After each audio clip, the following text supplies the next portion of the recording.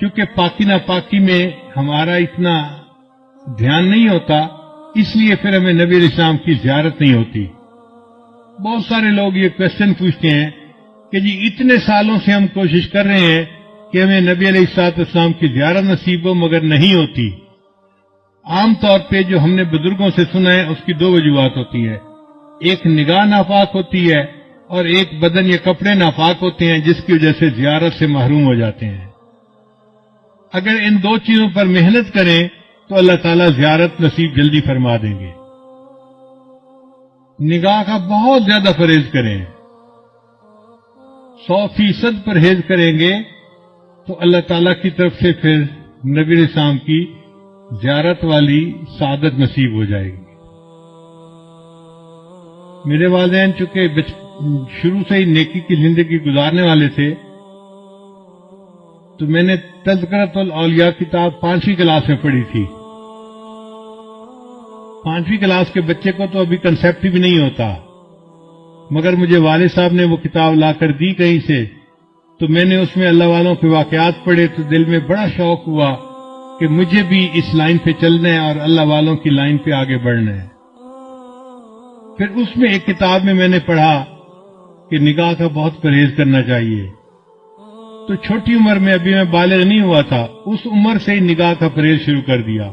بہت بچتا تھا، بہت نگاہ کو بچاتا تھا، اور مجھے اس زمانے میں اپنی والدہ سے ڈانٹ بھی بہت پڑتی تھی۔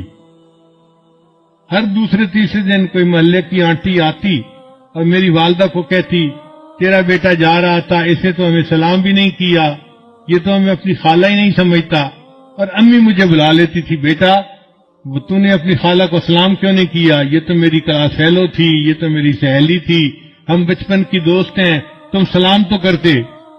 اور مجھے پتہ بھی نہیں ہوتا تھا کہ یہ آنٹی کہاں گزری تھی اور کہاں اس کو سلام کرنا تھا۔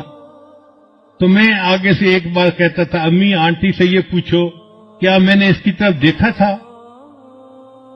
تو جب امی پوچھتی تو پھر وہ آنٹی کہتی، ہاں یہ تو یوں کر کے چلتا ہے، سر اس کا نیچے لگا ہوتا ہے، زمین کے علاوہ تو کچھ دیکھ نہیں رہا ہوتا، اس نے کہا اس کو۔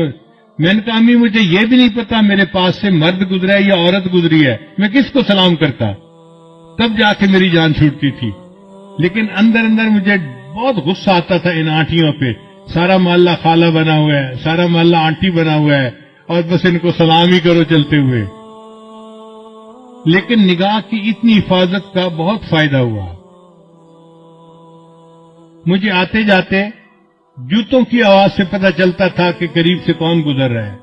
عام طور پہ مردوں کے جوتوں کی آواز اور ہوتی ہے اور عورتوں کے جوتوں کی آواز ڈیفرنٹ ہوتی ہے، اس سے اندازہ ہو جاتا تھا کہ قریب سے گزرا کون ہے، ورنہ کپڑا بھی نہیں دیکھتے تھے کہ قریب گزرنے والا کون تھا۔ اتنی نظر کی حفاظت کرنی ہوتی تھی۔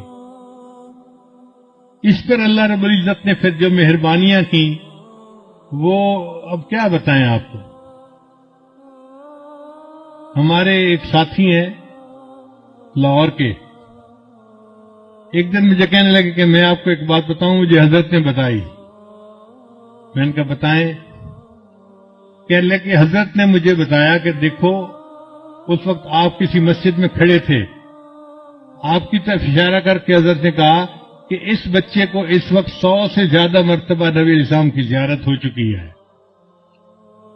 میں سن کے حیران ہو گیا، اور حیرت مجھے اس کی تھی کہ پتہ اس کو کیسے چلا۔ اس نے کہا جی کہ مجھے حضرت نے یہ بات بتائی تھی، شیخ نے یہ بات بتائی تھی۔ تو نگاہ کی حفاظت کا پھر یہ فائدہ ہوا کہ اللہ تعالیٰ نے 30 سال کی عمر سے پہلے 100 سے زیادہ مرتبہ نبی السلام کی زیارت نصیب فرما دی۔